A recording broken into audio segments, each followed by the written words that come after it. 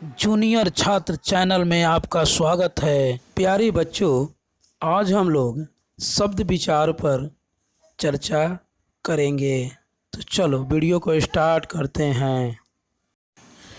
वर्ण के सार्थक समूह को शब्द कहते हैं। कुछ शब्द ऐसे होते हैं जिनमें केवल वर्ण ही होते हैं। शब्दों के माध्यम से ही हम अपने विचार व्यक्त करते हैं।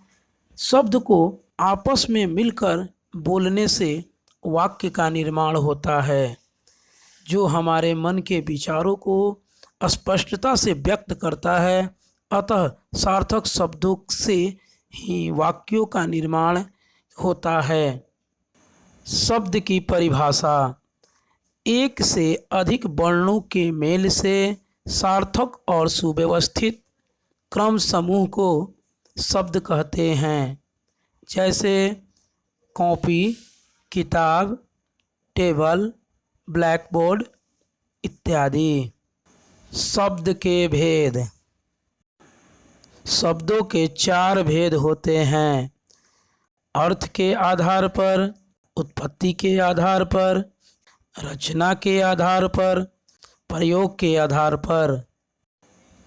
अर्थ के आधार पर शब्द को 2 भागों में बांटा गया है: सार्थक शब्द और निरर्थक शब्द।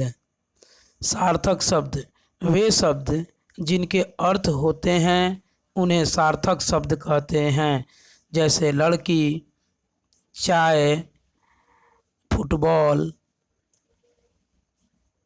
इत्यादि।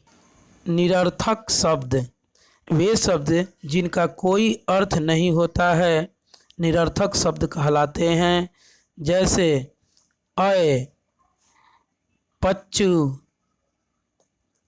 मैं इत्यादि। उत्पत्ति के आधार पर शब्दों को 5 भागों में बांटा गया है: तत्सम शब्द, तद्भव शब्द, देशज शब्द, विदेशज शब्द, संकर शब्द। तत्सम शब्द वे शब्द जो संस्कृत भाषा से बिना रूप बदले हिंदी भाषा में आ गए हैं, वे तत्सम शब्द कहलाते हैं, जैसे आम्र, अग्र, क्रम, स्वर्ण इत्यादि।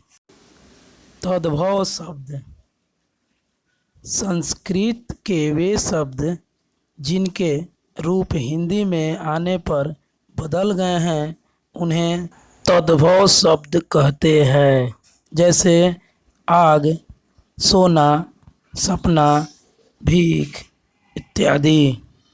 देशज शब्द जो शब्द स्थानीय बोलियों से हिंदी में आ गए हैं उसे देशज शब्द कहते हैं, जैसे डिबिया, लोटा, पगड़ी, चिड़िया, जानवर, जूता, डिब्बा, डिबिया इत्यादि। विदेशज शब्द जो शब्द विदेशी भाषाओं से लिए गए हैं उसे विदेशज शब्द कहते हैं, जैसे police, school, station, truck, college, bank इत्यादि। संकर शब्द जब 2 अलग अलग भाषाओं के शब्दों के मेल से एक नया शब्द बनाए जाते हैं उसे संकर शब्द कहते हैं। इन्हें मिश्रित शब्द भी कहा जाता है, जैसे बेडौल, छायादार, रेलगाड़ी, टिकट घर, सिनेमा घर इत्यादि।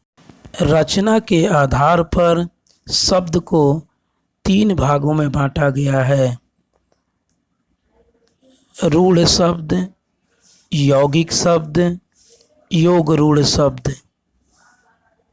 प्रयोग के आधार पर शब्दों को 2 भागों में बांटा गया है: विकारी शब्द, अविकारी शब्द। ये वीडियो अच्छा लगे तो लाइक और शेयर ज़रूर करें। Thank you.